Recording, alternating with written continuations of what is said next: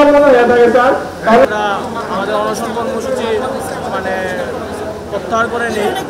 ওনারা অনেকভাবে আহ্বান করেছেন, আমরা তাদের আহ্বানকে শ্রদ্ধার সাথে বিনয়ের সাথে প্রত্যাখ্যান করছি। কারণ আসলে আমরা আমাদের একদফা বাস্তবায়ন করার আগ পর্যন্ত আমরা উঠি, কারণ এটা আমাদের সবার প্রাণের দাবি হয়ে গেছে। আমরা অত্যাচারে আমাদের বুক ফেটে গেছে, এই জন্য আমরা এখানে নেমেছি। স্যাররা যে আমাদের দীর্ঘ 2 মাস পরে আমাদের সাথে আলোচনা করতে আসছে, এর জন্য আমরা স্যারদের কাছে কৃতজ্ঞ।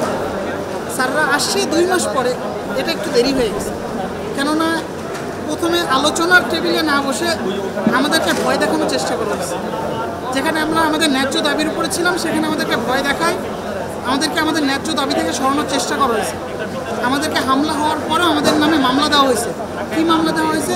সোনা চুরির মামলা দেওয়া হয়েছে। তারপরে আমাদেরকে বহিষ্কারের ভয় দেখানো হয়েছে।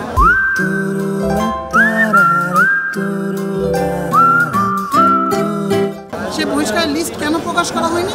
যাতে অন্যান্য ছাত্ররা ক্যাম্পাসে না ব্যাক করতে পারে, এই ভয় দেখায় ক্যাম্পাসে। তারপরে আবার আমাদেরকে বহিষ্কারের পরেও নতুন করে একটা তদন্ত কমিটি করা হয়েছে, যাতে আবার ছাত্ররা ভয় পায়। এমনকি আজকের শৃঙ্খলা কমিটির মিটিংও ঘোষণা করা হয়েছে, যাতে আমরা আমাদের দাবি থেকে ব্যাক যাই। তো এত কিছু করার পর, আমাদেরকে এত ভয় দেখানোর পর আলোচনা টেবিলে তখন না এসে এখন আসছে, যেটা আমাদের কাছে মনে হয় এটা অনেক দেরি হয়ে গেছে। আমরা ছাত্রদের সাথে অনেক কথা বলেছি, অনেক স্যারের কথা বলেছেন, এবং একটাই কথা ছিল যে আমরা একটা সমাধান চাই।